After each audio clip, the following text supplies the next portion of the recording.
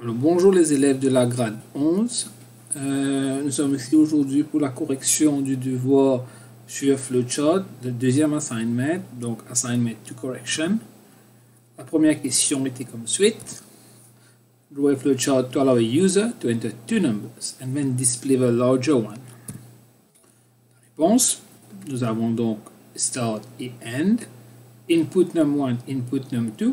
Vu que la question ne précise pas le nom des variables, vous pouvez utiliser input A et input B, ou number 1, number 2. Mais faites de sorte qu'il n'y ait pas d'espace entre number et 1 ou entre num et 1. Il n'y a pas d'espace dans les variable names de toute façon. Maintenant, input num1, input num2, we follow the arrows. Is num1 greater than num2? If it is yes, we display the value of num1 on the screen. If it is no, we display the value of num2 on the screen. And that's it. Very simply, very direct solution. Le problème, que se passe-t-il au cas où num1 et num2 sont same number, or equal? À ce moment-là, le programme aurait fait quoi? Ce programme-ci. Alors, input num1, on va dire 5, input num2, 5. Est-ce que num1 est plus grand que num2? Est-ce que 5 est plus grand que 5? J'ai pris 5 juste pour l'exemple. Non, 5 n'est pas plus grand que 5, donc le programme va donc input que num2 is the larger number. Bien sûr, on peut cater pour ça, on aurait dû mettre un autre decision box ici. Is num1 equal to num2? À ce moment-là, on aurait pu détecter le problème. Deuxième question. Draw a flowchart to allow the user to enter three numbers and display the largest one. Maintenant, le problème est légèrement différent. Alors, la solution,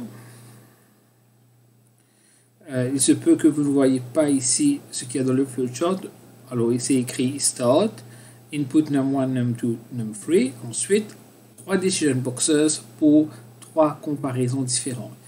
Si num1 est plus grand que num2 et num1 est plus grand que num3, à ce moment-là, num1 est plus grand. Pourquoi? Pourquoi ne pas mettre tout simplement is num1 greater than num2 and greater than num3 de seul coup comme en mathématiques? Tout simplement, nous ne sommes ici pas en mathématiques. Dans les flowcharts, the comparison operator here is greater than can only compare two numbers. I can't use it to compare three numbers at once. Donc, ce que je fais, si num1 est plus grand que num2 et num1 est plus grand que num3, automatiquement donc num1 est plus grand. Non. Est-ce que num2 est plus grand que num1 et num2 est plus grand que num3? Oui.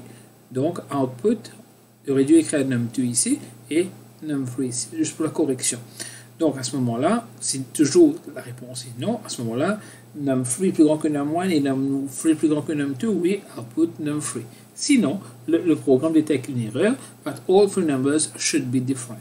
Here we have error checking. Next question 3. Draw a flowchart to allow the user to enter 20 numbers and display the largest one. Alors, start, count is assigned a value of 1, largest is a value of minus negative 9999. Input the number. Is the number that is input greater than the largest number that we have so far? Yes. Suppose we enter the value 3. Yes, it is. So 3 is now stored as the largest number. No, it is not largest. Suppose our largest is 3 and we enter the value 1. So the largest should remain 3. So no, we don't change anything. Count is assigned the value of count plus 1. Count, the value of count is incremented. The counter is incremented. Count becomes count plus 1. We check, have we reached 20 numbers that have been input? If yes, we just output the largest. If no, we come here and start over again. Now we go into the practical side. For your exams, you're given this flowchart and are asked, for instance, to find whether there is a mistake in it or whether it's possible to change the flowchart to input more numbers. First of all, to understand a flowchart, you need to dry run it. We'll see that in the question 5, but for this very example, what you can do is you remove 20 here. Let me show you something. So we remove 20 here. We put, for example, 3. sorry, but I'm drawing it with a mouse. So I have 3 here. Just for sake of example, I'm going to input numbers. I'm going to input numbers 2, 4, and 3. Very simple. Count 1, input num. Alors num is 2. Is 2 greater than my 999? Yes. Count becomes 2. Is 2 greater or equal to 3? No. Go back again. Is what should have been? Remove. Okay, my mistake. You should have an equal to there in the final solution. De toute façon, vous aurez le PDF. Le PDF sera corrigé. Donc, next, est-ce que 2 est plus grand? Est-ce que count, on reprend donc, count égale à 1, largest is assigned ça, input num 2, est-ce que 2 est plus grand que largest? Oui, donc largest devient 2, count devient 1 plus 1, donc me font 2, est-ce que 2 est plus grand que 3? Non, on reprend num maintenant à ce moment-là, c'est 4 plus grand que largest. Oui, 4 plus grand que 2, donc largest devient 4, etc. Et je continue jusqu'à le 3, et bien sûr 3, on ne change rien, et quand on devient 4 plus grand que 3, on va put the largest. What would happen now if I change the largest to 0? Ben, le programme marche quand même, mais qu'est-ce qui se passe-t-il si je change largest pour devenir 0, et en même temps, j'ai quelques chiffres négatifs? À ce moment-là, the program won't work. The program will say that after inputting all the 3 numbers, the largest number input is 0, and 0 has not been input as a number. Donc, en règle générale, when I'm looking for the largest number, I initialize a variable to a very small negative number. When I'm looking for the smallest number, I initialize a variable to a very big positive number. Question number 4. Alors, draw a flowchart to allow the user to enter the weight of 100 boxes and display how many are overweight.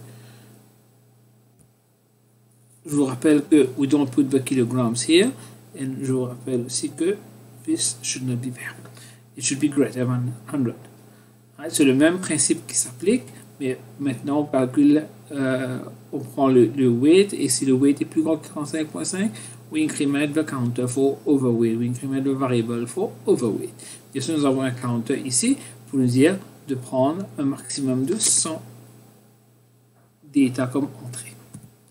Question numéro 5. Press the following flowchart and fill in the trace table. Alors, ça, c'est...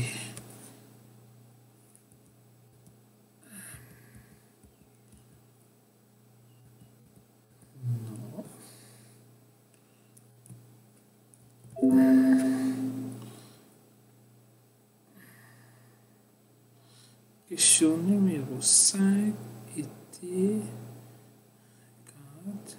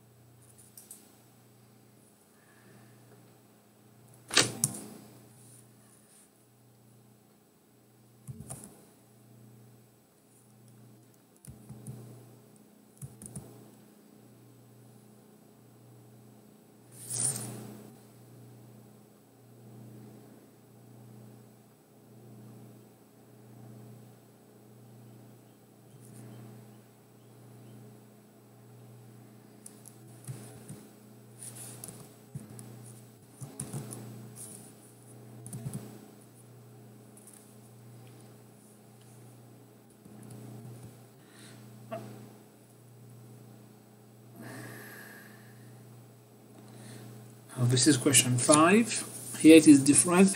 We don't know how many times the program should loop, but we know that it should stop looping when 1, 2, 3 is input.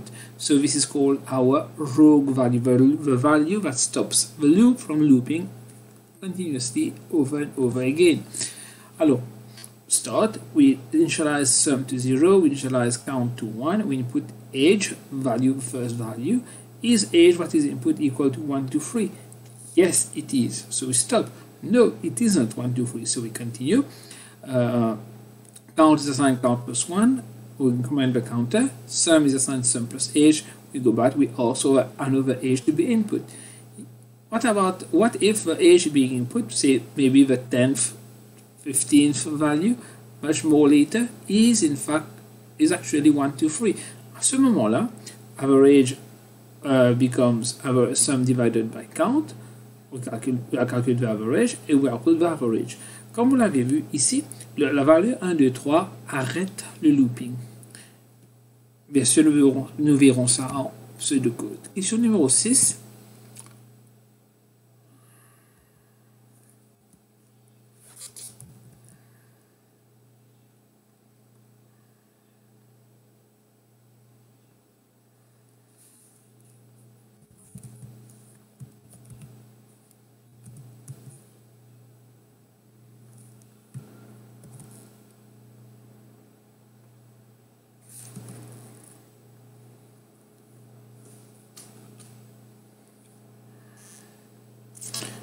Question numéro 6 donc, alors, à remplir le trace table. Alors, this is your flowchart that you were given. This is your trace table. Première indication, première information plutôt.